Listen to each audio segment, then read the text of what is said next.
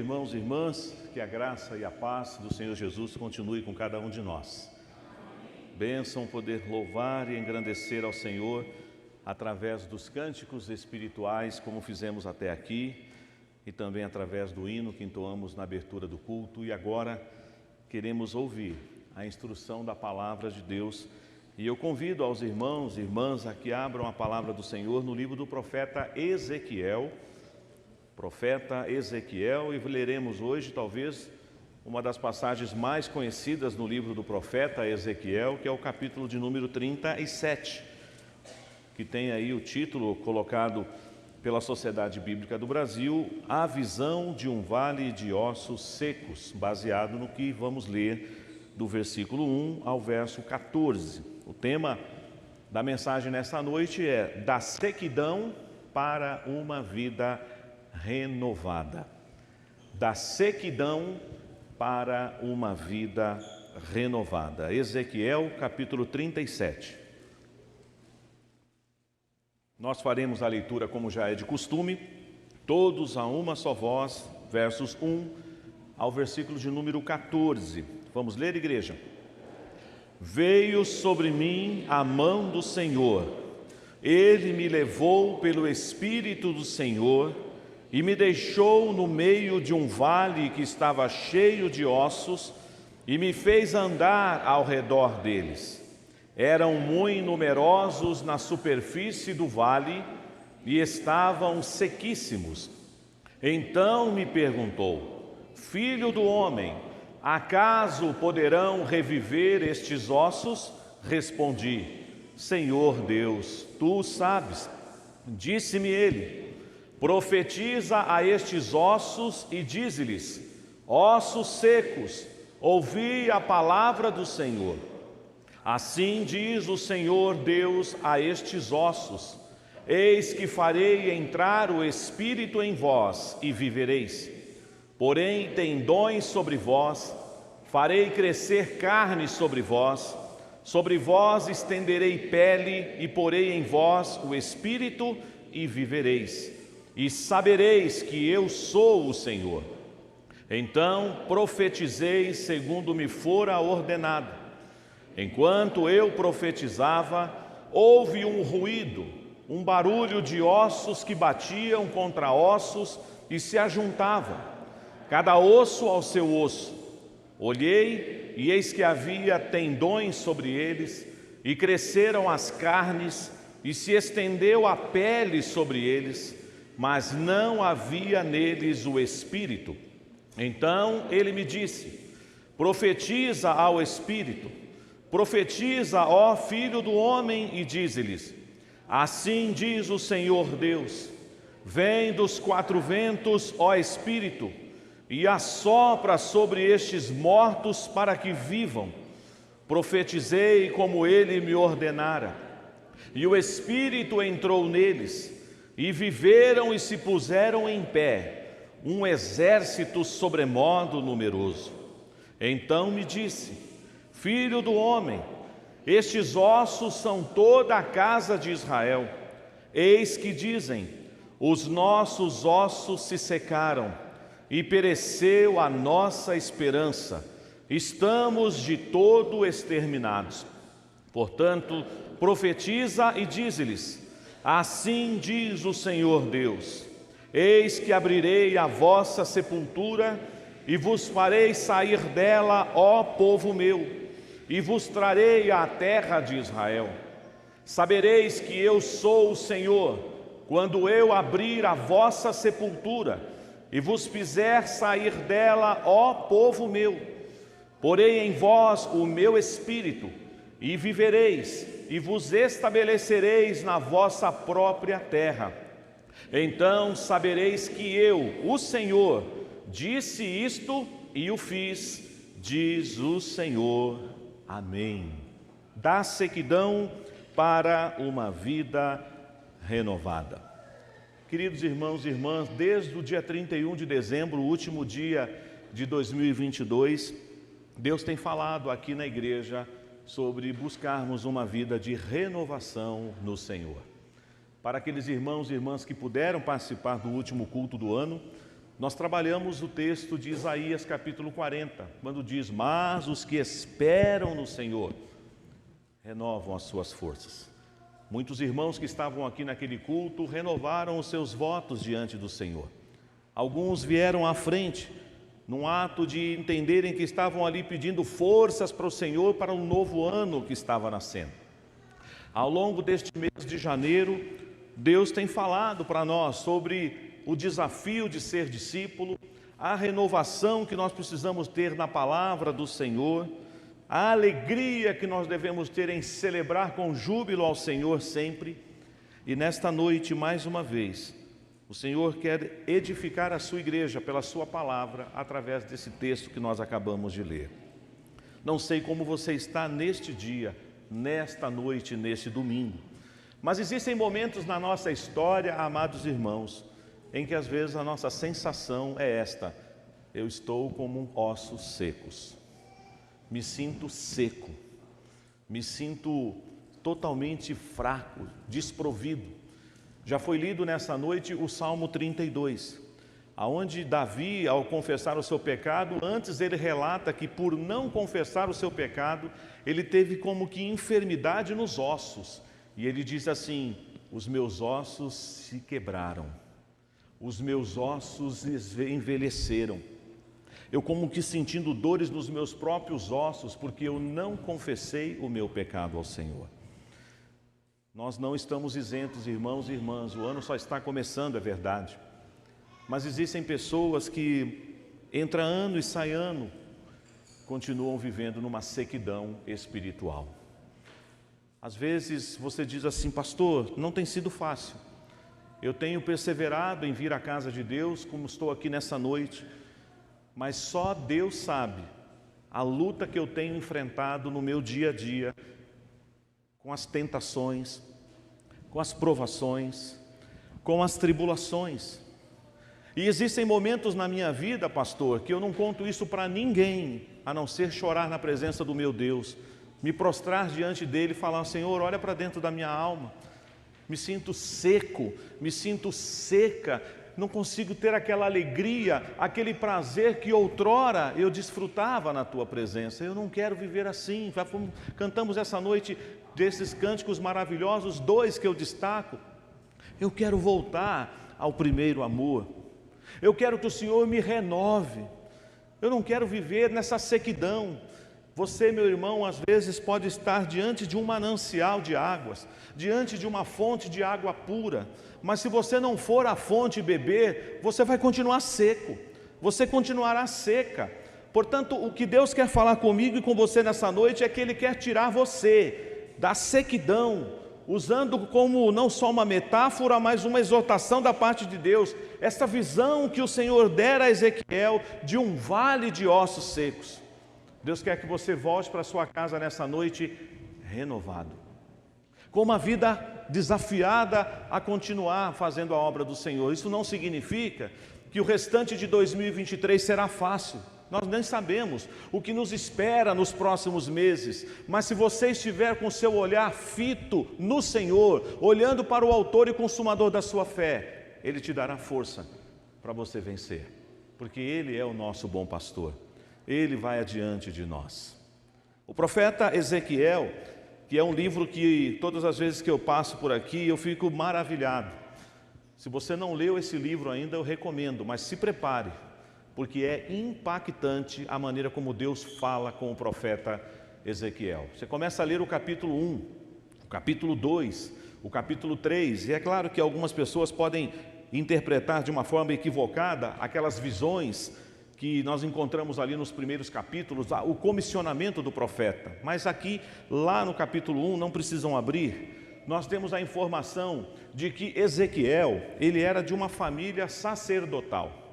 O seu pai se chamava Buzi, ou Buzi. O pai dele era sacerdote. E Ezequiel estava se preparando para ser sacerdote. Mas, olha o que acontece. No ano 598 a.C., Nabucodonosor invadiu Judá e levou para o cativeiro o povo do Senhor naquela primeira leva. E nesta primeira leva, Ezequiel também foi levado para o cativeiro com a sua família. Essa primeira remessa que vai para o cativeiro, eles ficarão no sul da Babilônia, próximo ao rio Quebar, da onde o Senhor vai se manifestar e vai se revelar para Ezequiel. Interessante, nós temos tantos chamados de profetas na Bíblia. Nós temos um profeta, por exemplo, que era boieiro. O Senhor o tirou da boiada. Mas esse profeta, ele seria sacerdote.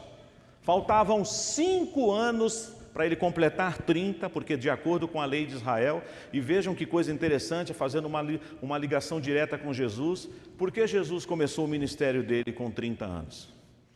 Para que a palavra de Deus se cumprisse. Um sacerdote só assumia o seu posto com 30 anos de idade.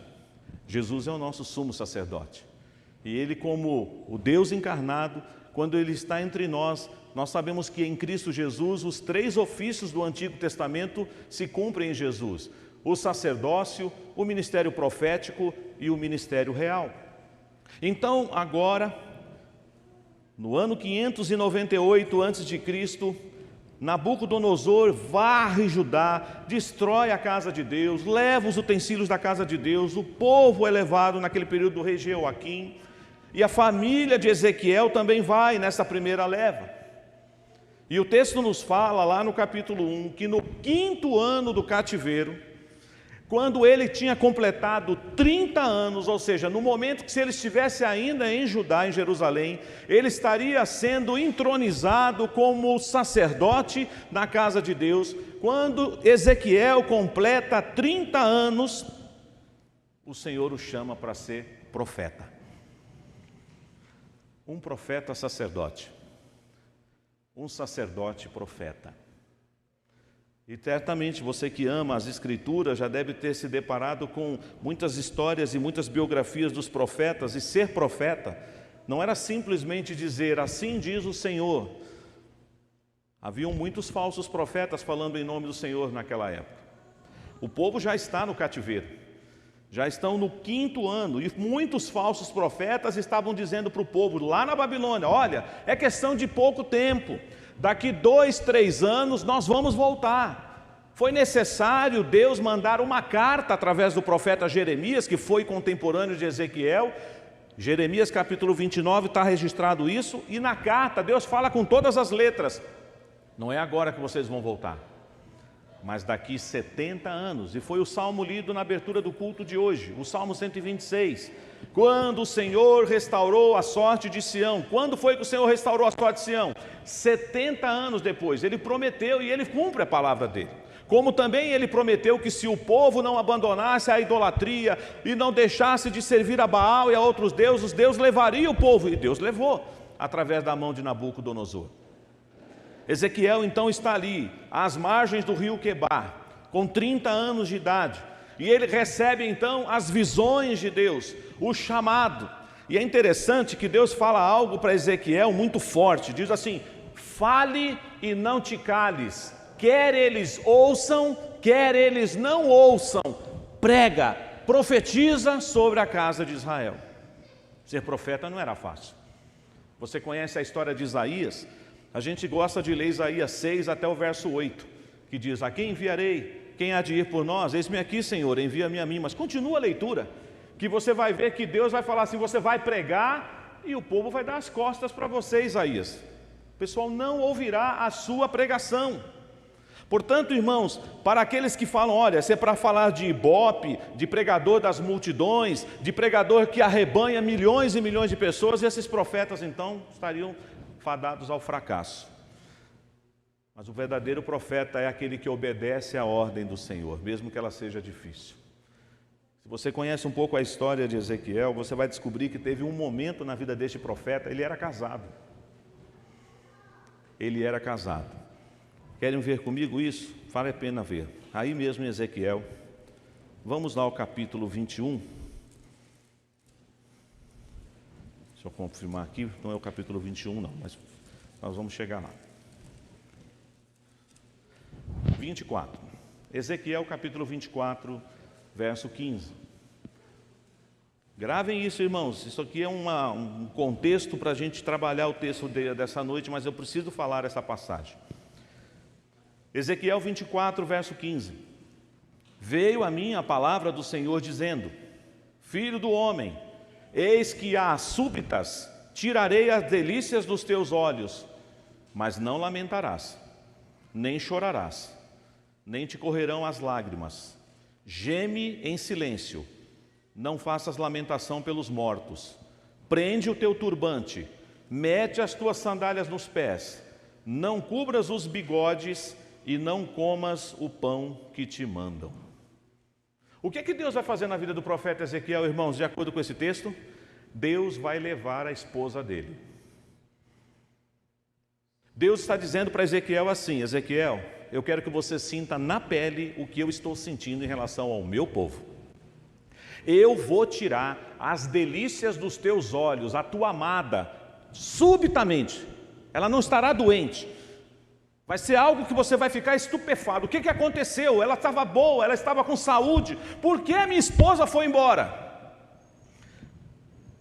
Fácil, homens. Vamos pensar aqui nós, maridos. É fácil se Deus fizer isso agora, com a minha esposa, com o presente que Deus me deu há 30 anos atrás, com a sua esposa. Se Deus nessa noite subitamente tirasse a sua esposa, como você ficaria? Mas Deus disse para o profeta assim: você não vai chorar, não vai derramar uma lágrima, não vai lamentar. E a ideia de esconder o bigode aqui é essa ideia de pranto, não vai tampar o rosto, porque é isso que eu quero que o meu povo sinta por causa da casa de Deus que estava em ruína. Porque sabe uma coisa que Israel se gabava de dizer? Que a grande maravilha para Israel era o templo. E eles diziam assim: não, esse negócio que Deus vai levar o povo cativeiro, não vai. Tem uma coisa que nós temos ao nosso lado, o templo. O templo, é só nós ficarmos escondidos dentro do templo. Se nós estivermos dentro do templo, nenhum inimigo nos atingirá. Não tem mais templo. O templo foi destruído. Nabucodonosor dizimou Judá. E Deus falou assim: não chorem, não pranteiem, essa é a minha mão pesando sobre vocês. E o profeta teve que sentir isso, assim como foi com Oséias. Deus não fez Oséias casar com uma prostituta? E falou: e ela vai te trair. Você vai sentir a dor da traição, e depois eu vou falar para você: perdoa ela e a recebe por sua mulher de novo, porque é isso que eu vou fazer com o meu povo. Ezequiel então é um profeta que trabalha diante de Deus e teve que passar por essa dura experiência. Vemos então tantas visões, até que chegamos no capítulo 37, é claro que tem tantas outras lições, mas não permitam, o tempo não me permite, melhor dizendo, trabalhar esses outros textos agora. Fica o desafio aqui para você estudar esse profeta, como os outros profetas também, até que chega no capítulo 37, e vale a pena dizer que Ezequiel profetizou nesse período por 22 anos. Ele foi profeta naquele contexto, então ele viveu uma boa parte, ou por que não dizer, todo o período profético dele foi no cativeiro. Mas eu quero que você grave aquela informação inicial. Ele era para ser o que mesmo? Um sacerdote. Alguém que foi preparado para um dia assumir o sacerdócio. Talvez ele ficou pensando: e agora, vou ser sacerdócio na Babilônia? O templo não existe, como é que eu vou ser sacerdote aqui? Mas Deus tinha um outro propósito para ele: você será um profeta. Não sei se tem alguém aqui nessa noite que tem questionado Deus ultimamente. Talvez você está querendo ser uma coisa, mas Deus está falando assim: você não será isso que você está querendo ser. Você será o que eu já preparei para você ser. O que eu e você precisamos dizer para o Senhor é: mesmo que eu não entenda, você deve dizer: eis-me aqui, Senhor, faça de mim o que o Senhor quiser. Ainda que eu não tenha todas as respostas para as minhas perguntas, eu me rendo a Ti, eu me submeto a Ti. E então, diante dessa visão, Deus leva o profeta, e é claro que aqui tem várias hipóteses. Isso é uma visão, pastor? Isso foi literal, pastor? É a mesma história quando você lê Apocalipse. João diz: eu não sei se no corpo, se fora do corpo. O apóstolo Paulo, quando revela a experiência que ele teve lá na segunda carta aos Coríntios, capítulo 12, ele fala de um homem que subiu ao terceiro céu, e ele não sabe se foi no corpo, se foi fora do corpo, mas ele viu coisas inefáveis. Deus também aqui leva o profeta a um vale de ossos secos. Vamos construir essa imagem na nossa mente. Imagine agora, talvez assim para nós aqui mais próximos da nossa realidade, um campo de futebol que em vez de jogadores no campo tem ossos secos, muitos ossos, montanhas de ossos secos. E o texto diz que eles não só estão secos, mas eles estão sequíssimos. O que significa isso? Que faz tempo que aqueles ossos estão ali. É algo que um dia já existiu. Não tem mais tendão, não tem mais carne, não tem mais pele. Só restaram os ossos. E já é um amontoado, não está mais assim o esqueleto humano. Os ossos se soltaram, misturaram com outros ossos. Este é o quadro. E Deus diz para nós aqui que ele chega neste lugar e no verso 2 o Senhor fala para ele andar ao redor desses ossos. É um lugar agradável de se andar? O que você acha?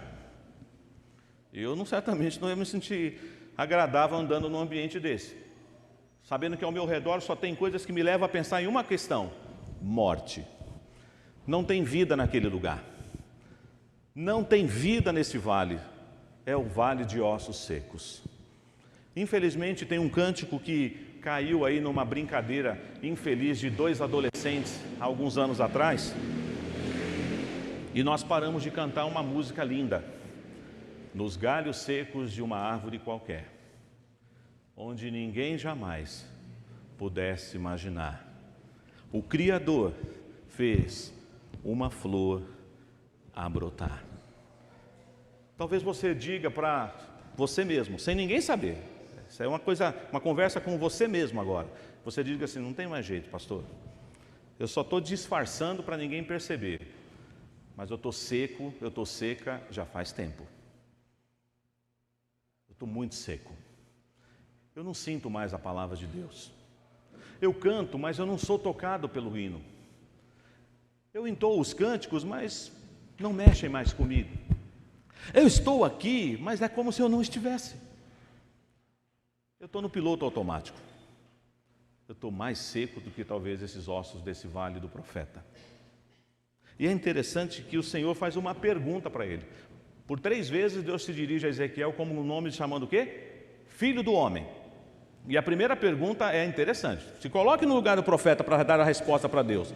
Ele está num vale de ossos secos, ele andou no meio daqueles ossos, os ossos estão sequíssimos. Aí vem o Senhor no verso 3 e pergunta: filho do homem, acaso poderão reviver esses ossos? Humanamente falando, o que os irmãos acham?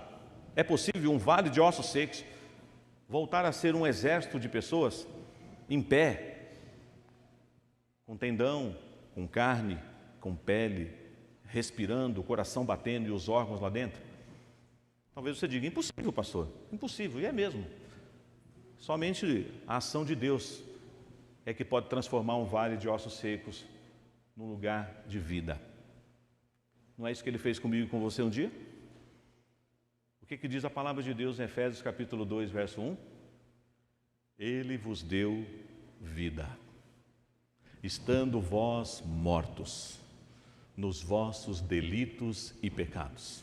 Irmãos, um dia eu estava num vale de ossos secos, você também, mas o Senhor transformou a nossa vida. O problema é que às vezes você já está no Evangelho há tanto tempo, mas vai se esquecendo das primeiras obras, do primeiro amor, vai deixando de lado aquela alegria, aquele ardor, e a sequidão vai tomando conta do nosso coração. Alguém assim nessa noite aqui com o coração seco? Perdeu a sensibilidade do Espírito? A palavra não mexe mais com você, porque a palavra de Deus, ela é viva. A Bíblia diz que a palavra de Deus, ela é palavra, ela é espada de 2 gumes, ela penetra na alma, ela é a única apta de falar numa parte do homem que ninguém mais fala. Você não tem médico especialista na alma, você tem ortopedista, cardiologista, neurologista, clínico geral, geriatra, mas se você for marcar uma consulta com o médico para olhar a sua alma, ele vai rir de você, ele vai dizer assim: você veio no lugar errado, aqui não tem essa especialidade. Talvez se esse médico for um servo de Deus, ele vai dizer assim: mas eu vou te apresentar um médico que é especialista na alma. O nome dele é Dr. Jesus, que declara: vinde a mim todos vós que estáis cansados e sobrecarregados, e eu vos aliviarei. Tomai sobre vós o meu jugo e aprendei de mim, que sou manso e humilde de coração, e achareis descanso para a vossa alma. Não tem outro. Agora olha que coisa interessante, a pergunta foi dirigida ao profeta: o que você responderia para Deus? O profeta aqui ficou numa situação difícil, ele não ousou ser nem triunfalista. Conhece a resposta triunfalista? Aleluia! Vai pegar fogo aqui! Ele não fez isso. Como ele também disse: não tem jeito, né, Senhor? Isso aí já morreu, vamos embora, vira a página. Ele disse assim: tu o sabes. Por que será que ele falou isso? Porque é só Deus quem sabe mesmo. A gente fala, né, que Deus dá a palavra final em todas as coisas, mas Ele não dá só a palavra final, Ele dá a primeira palavra também. Quando você nasceu, quando você estava lá na barriga da sua mãe, do tamanho de uma cabeça de uma agulha, e a medicina e a ciência fica tentando descobrir que hora que a alma entra, que hora que pode chamar um feto de vida, a primeira palavra foi do Criador, que soprou em você o fôlego de vida. E a última palavra, quando o Senhor tirar o fôlego de vida da sua vida, será do Criador. E Ele vai dizer: completou a sua carreira nessa terra. Ele sabe todas as coisas. Não foi uma resposta evasiva, mas foi de um homem que se submete a Deus e diz: Senhor, tu sabes. Só que o que talvez o profeta jamais poderia imaginar é que Deus nem deixou a bola quicar, usando uma linguagem futebolística. Ele nem deixou a bola cair no chão. Deus já chutou no ângulo e disse: então profetiza. Mas espera aí, Senhor, profetiza para quem? Para esses ossos. Mas, Senhor, não tem vida aqui não. Não tem mais nada aqui, é só ossos. Profetiza. E olha só o que nos diz o verso 4: profetiza esses ossos e dize-lhes: ossos secos, ouvi a palavra do Senhor. Não se ofendam, querida igreja, não se ofendam, por favor. Eu amo pregar a palavra de Deus. Tem vezes que eu saio bem quebrado daqui, pela exortação. Ó, Deus sabe das lutas que vêm na semana seguinte de uma mensagem difícil. Por isso que eu pedi hoje de manhã para vocês orarem por mim.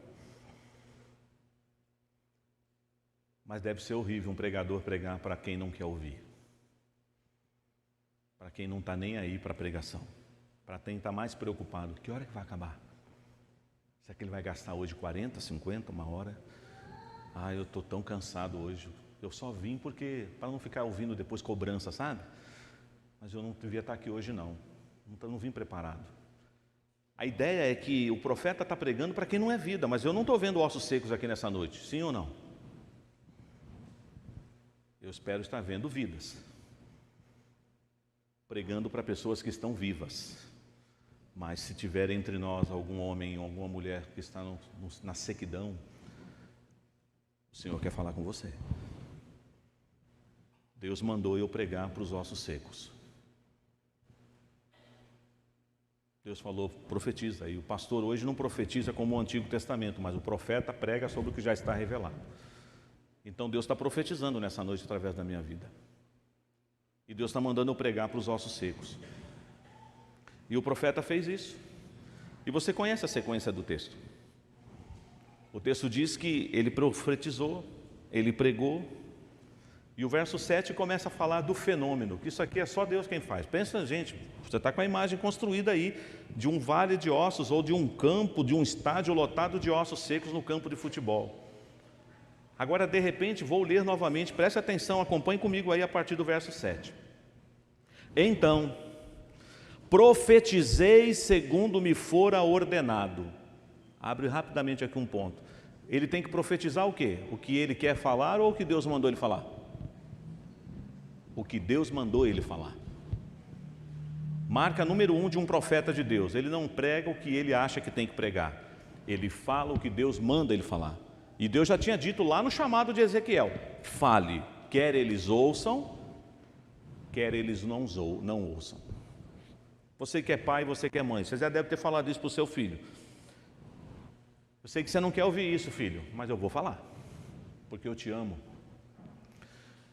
E mesmo que você não me escute agora, um dia você vai lembrar dessa conversa.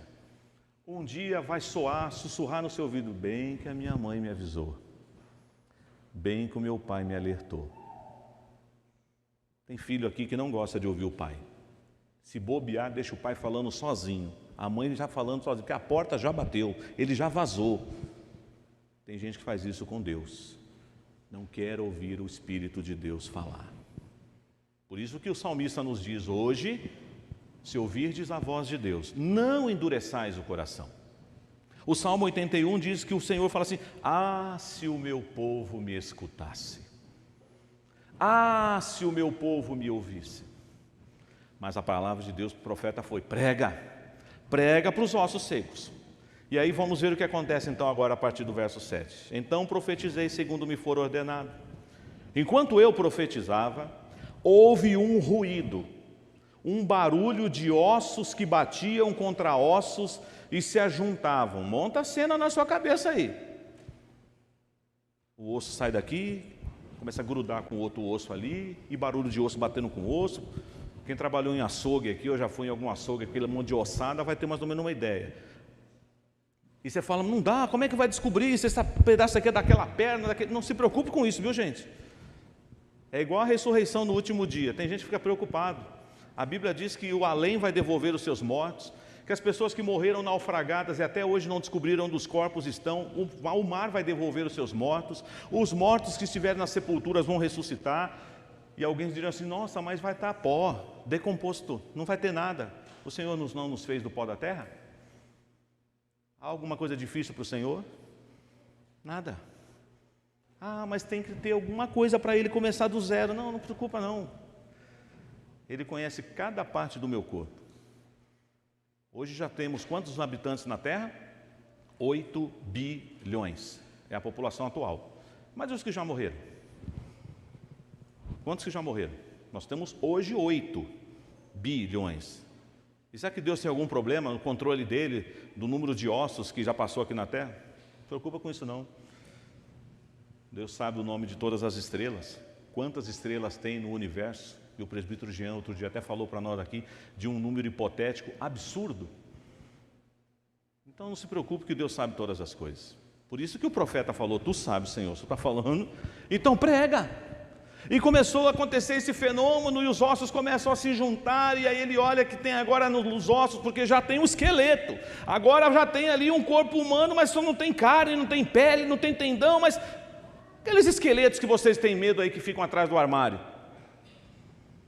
sabe aqueles esqueletos na laboratório de ciência da escola? Estava daquele jeito. Agora ele começa a observar e ele continua pregando, e agora já tem tendão, agora tem carne, e essa pele. Mas daí ele olha, está todo mundo dormindo, como se você está no caixão, está todo mundo morto, não tem vida aqui. Mas ele fala de novo: filho do homem, profetiza para os ventos, para o Espírito vir e entrar. E é o fôlego de vida do Criador. E agora é um exército em pé. O coração está batendo e eles estão prontos para marchar. Interessante que do nada Deus então, usando essa visão, ele se dirige ao profeta a partir do verso 11 e agora fala: sabe quem são esses ossos secos, Ezequiel?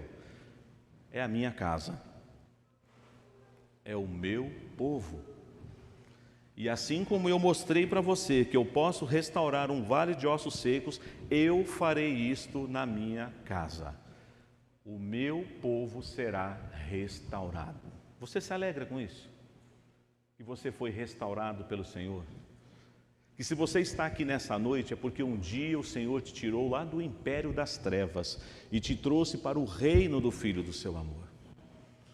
Um dia eu era um daqueles ossos secos naquele vale, e o Senhor me transformou. O Senhor me refez. Eu sou nova criatura. Eu faço parte agora da família de Deus.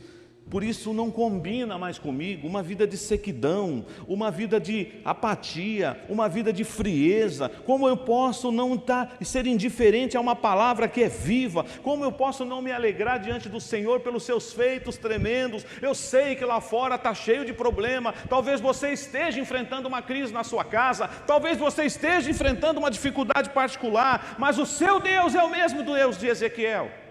é o mesmo. E Ele está falando com você nessa noite, porque Ele tem uma promessa para você. Ele diz que vai derramar o Espírito dEle sobre você. Claro que eu já estou me dirigindo agora a quem já tem Jesus, mas é possível ter alguém nessa noite aqui que ainda não entregou a sua vida para Jesus, mas você veio aqui porque Jesus te ama. Deus usou alguém para te convidar e você está entre nós nessa noite. Espiritualmente falando, não se ofenda com o que eu vou te dizer. Você entrou morto aqui. Você entrou morta aqui. Mas você pode voltar para casa vivo, duplamente. Biologicamente, porque você já está vivo aí. Mas vivo espiritualmente, porque o Senhor vai te dar vida e vida eterna. E vida nova. Mas para aqueles que já estão no Evangelho, e que muitas vezes, por conta das dificuldades, vão perdendo o amor, vão perdendo o fervor, vão perdendo a alegria, vão perdendo o prazer, Deus está falando para você: eu quero que você renasça, eu quero renovar as suas forças. Você já sabe o endereço, você já foi uma vez na fonte, volte na fonte, beba da água, se alimente do pão vivo que desceu do céu, e eu quero trazer você de volta, para você ser aquele homem alegre, dinâmico, para você ser aquela mulher pujante na causa de Cristo, para os jovens dessa igreja fazerem a diferença onde eles estiverem, para as nossas crianças continuarem crescendo na casa de Deus. Irmãos, não nos conformemos. Tá bom assim, eu vou levando a vida, nota 5 para mim, daqui a pouco eu melhoro. Não, meu irmão, queira crescer, porque Deus tem o melhor para nós. Às vezes nós não desfrutamos de tudo que Deus preparou para nós, não é porque Deus está retendo. Claro que tem coisas que fazem a mão de Deus ser remida assim, os nossos pecados. A Bíblia fala que o Senhor está com os ouvidos abertos, os olhos atentos à oração, não é isso? Mas tem uma coisa que faz Deus não ouvir a nossa oração: os nossos pecados. E aí Deus fala duramente naquele texto que Jesus menciona no Novo Testamento: porque o meu povo me honra apenas com os lábios, mas o coração não. Vamos ser honestos, a começar de mim que está aqui na frente, né? Eu, pastor. O que vocês acham? Eu posso enganar vocês? Posso? Assim. Manda uma performance aqui, olha, está cheio da unção. Uma vez eu perguntei para um professor meu o que significava unção. Ele brincou: filho, unção, outros não.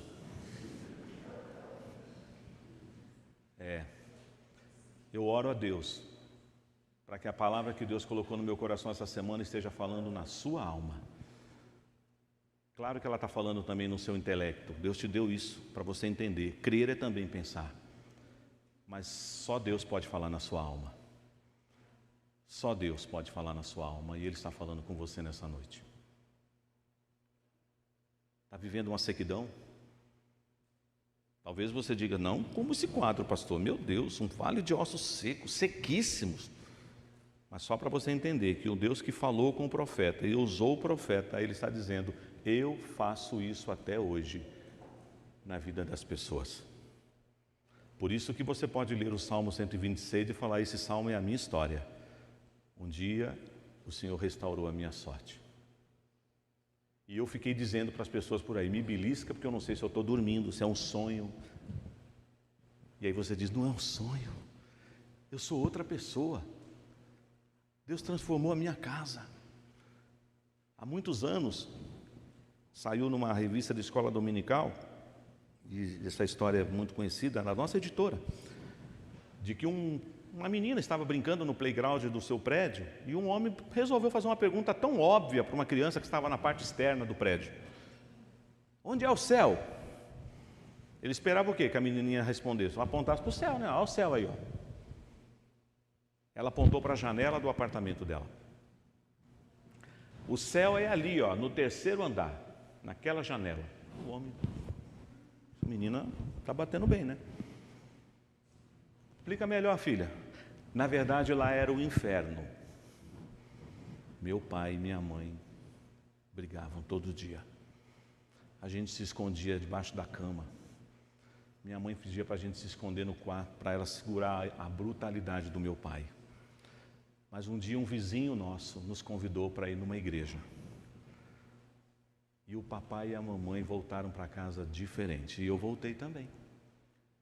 O meu lar é um céu. Você pode dizer nessa noite que a sua casa é um céu? É um dos hinos que nós temos no nosso cenário. Oh, aleluia, sim é céu fruir, perdão aqui. É céu? Ou você está falando por aí de vez em quando assim, a minha vida é um inferno? É? Você sabe o que você está falando. E o inferno não é aqui, viu gente? A coisa está feia lá fora, mas aqui não é o inferno não, tá? Como aqui também não é o céu, no sentido pleno. Mas quem está em Cristo já vive a vida eterna. Não de forma plena, é o já e o ainda não. Mas você já pode desfrutar das benécias que o Senhor tem para você. Por que viver uma vida de sequidão? Por que viver uma vida apática se o Senhor tem um banquete para te oferecer? Lembram da mensagem de domingo passado? É celebrar com júbilo, todo culto é festa, todo culto é celebração. E não pode ser assim, hoje só 5%. Por quê? Por que você não vai dar o melhor? Ah, pastor, na hora de cantar, o senhor não percebeu, porque o senhor não estava do meu lado. Eu nem soltei a voz, eu só dublei. Por que você fez isso? Para quem que você estava cantando? Se fosse para o pastor, para o presbítero Marcos, ou quem dizer, tudo bem, nem abre a boca então. Mas foi para Jesus? Então você devia ter cantado. Você devia ter rasgado assim, falando, Senhor, eu vou dar o meu melhor, eu não tenho uma voz tão linda assim, mas eu vou cantar, porque o Senhor me deu vida. Eu era um miserável pecador, uma miserável pecadora, mas agora eu pertenço à família de Deus, eu faço parte do teu rebanho. E o que levou o povo de Israel para o cativeiro mesmo, gente? Problema número 1, idolatria. Ah, pastor, ainda bem que eu estou livre desse pecado. Nunca mais me ajoelhei diante de santo nenhum. Mas quem disse que idolatria é só isso? Tem gente que idolatra a família, tem gente que idolatra filho, idolatra marido, idolatra esposa, idolatra a carreira, tem gente que idolatra até a igreja. Tem gente que fala mais da igreja do que de Jesus. Porque eu sou presbiteriano, porque eu sou presbiteriano, eu sou calvinista, eu sou aquilo. Por que você não fala que você é de Jesus? Calvinista, presbiteriano, reformado, IPB, vem depois. Depois. Porque se você não for de Jesus, você não é de mais nada. Você vai estar frequentando fisicamente um lugar, mas a vida que corre, a vida espiritual, só o Senhor pode te dar. Profetiza aos ossos secos. Essa era a palavra para o profeta. Mas eu vou voltar aqui, já fechei a Bíblia, mas está acabando, tá? Mas eu não posso deixar de falar isso. O versículo 11, aí do texto, diz que esse era o sentimento do povo, porque o povo está onde? No cativeiro. Eles estavam ali na parte sul da Babilônia, pelo menos esse primeiro grupo. Ezequiel está no meio deles. Percebam, Deus mandou Ezequiel ir para o vale de ossos secos, não foi? Ezequiel está onde agora? No meio dos exilados, no vale de ossos secos. Ele também está no meio de pessoas secas, de pessoas mortas. E aí, olha só como o povo se sentia. Verso 11 diz assim: os nossos ossos se secaram e pereceu a nossa esperança. Estamos de todo exterminados. O que o povo estava querendo dizer aqui? Não tem mais jeito, acabou. Daqui a gente nunca mais vai sair, nós vamos morrer nesse lugar, nunca mais nós vamos voltar para a nossa terra, Jerusalém ficou para trás. Já disse isso alguma vez? Por exemplo, eu já ouvi isso tristemente uma vez de uma pessoa dizendo assim: pastor, o meu caso é tão grave que nem Deus dá jeito. Alguém já disse isso aqui? Em voz alta não, né, pastor? Mas no coração eu já falei. Nem Deus, é complicado, é complicado. É um caso insolúvel. Não existe caso insolúvel para Deus. Não existe. Ele pode pegar um vale de ossos secos e transformar num exército. Eu e você temos o Espírito Santo de Deus. Essa promessa já se cumpriu. O Espírito Santo já foi derramado sobre a igreja. E nós devemos viver uma vida de plenitude, não uma vida de sequidão. Talvez você diga: pastor, eu estava aqui dia 31 de dezembro, eu já renovei. Amém, que bom. Como é que está sendo aí o seu primeiro mês de 2023? Por conta daquele ato que você tomou naquele dia, está tudo bem? Pastor, já deu umas derrapadas por aí. Que bom que você está aqui, porque o Senhor pode renovar você. Toda vez que você for a Ele, Ele vai renovar você. Por isso que é sempre bom a gente estar na igreja. Por que é importante a gente estar aqui? Pelo menos uma vez por semana. Não é o ideal só aos domingos, não sejamos os crentes domingueiros. Mas tem gente que não tem outra condição.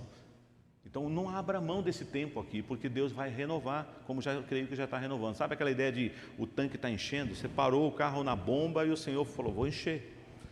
Mas você, ao longo dessa semana, precisa fazer por onde? Para continuar o tanque cheio. E pedir que o Senhor te afaste de uma vida de sequidão, de uma vida de morte sem Deus. O hino que nós vamos entoar daqui a pouco é uma oração que nós faremos. Mas antes desse hino, que será tocado também pelos nossos irmãos, eu quero que você abaixe a sua cabeça e ore. Porque eu não estou enxergando o seu coração. Você não está vendo o meu. Tem sequidão aí? Está seco? Não sente mais nada? Peça para o Senhor inundar o seu coração com o Espírito dEle, com o amor dEle, com a graça dEle, com a misericórdia dEle, e você voltar com uma vida transbordante para a sua casa, para essa semana que está iniciando. Fale com Deus. Fale com Deus.